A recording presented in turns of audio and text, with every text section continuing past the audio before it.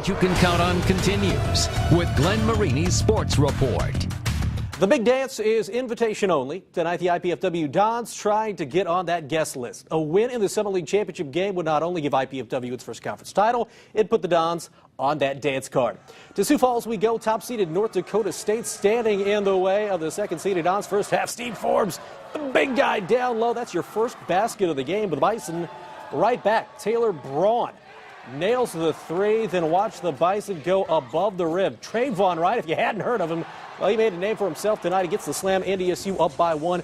Dons responding, though. The senior, Mike Kibalowski out of Elkhart, buries the three. Dons up 22-16. Then off the steal.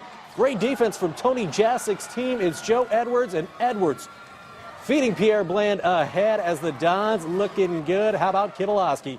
Awesome in the first half. Hit 3 threes as the Dons led 35-30 at the break. This was back and forth all the way. Second half, under 2 minutes to go, Steve Forbes would hit 2 free throws. Dons up 55-54, 1:20 left. Taylor Braun in the lane. That's why he's the Conference Player of the Year, NDSU by 1. Under 20 seconds to go, Braun would sink that shot, and that would essentially sink IPFW. A 3-point play gives the Bison a 4-point lead with 12 seconds left, and IPFW falls in this one 60-57, so their shot at a conference tournament championship and a bid to the NCAA tournament comes up just 3 points short.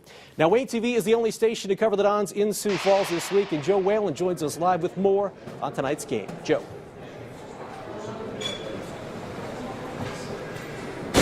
Thanks, Glenn. Yeah, we're joined now by head coach Tony Jasick. Coach, a record 24 wins this season, first ever appearance in the Summer League Championship game. I know you're not happy with the final outcome, but how proud are you of what this team accomplished this season? Oh, couldn't be prouder. Great group of guys. Absolutely played their tails off tonight, and gosh, I thought we had a lot of balls around the rim in the second half that just didn't go down, and they continued to compete. Couldn't be prouder of them. I mean, certainly not a question of effort. You guys were in there from the very get-go. From your standpoint, do you feel like there's anything that this team could have done differently, or was it just, like you said, a couple of bounces here or there? Well, we had there's some areas that we didn't play real well. We didn't do a great job ball screen defense, and that really hurt us late. And then offensively, we didn't play with great pace as the second half went on, which I thought allowed them to get set up in their D. But at the end of the day, you've got to give them a lot of credit. I thought they fought just as hard as we did. They made a couple plays late that got them to win. Taylor Braun making a shot like that, is that just a great player and you got to tip your hat to him making a big play? Yeah, good play. You're the best, man. Taylor Braun, Conference Player of the Year right there. Is that just a matter of him making a great play at the right time? Obviously, the North Dakota State player is showing a lot of class, and I'm sure you have to appreciate that. Good people. And hopefully, I hope they go win a game. But they're so good, and they're old, and they're disciplined, and they, Saul puts those guys in hard situations to guard, and for the majority of their game, our guys played as well as you could ask on the defensive end, and then offensively, gosh, we just couldn't get balls to fall, and didn't play great offensively, but still, we got a bunch of balls around the rim that just didn't go down tonight.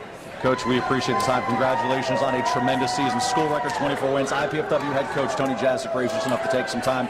Glenn, let's go back to you. All right, yeah. Joe mentioned it. Very gracious of Tony Jasick. Again, this season may not be over. You're talking about a team that's 24-10. The NIT is probably out, but there are other tournaments out there, including the CBI, the CIT. You could see the Dons still playing some basketball. Obviously, they would have liked an NCAA tournament bid, but 3 points short. Nothing to hang their heads about as the Dons have a great season. Maybe we'll have a chance to win a 25th game this year. Yeah, Who it's knows? tough to lose, but especially when you're this close.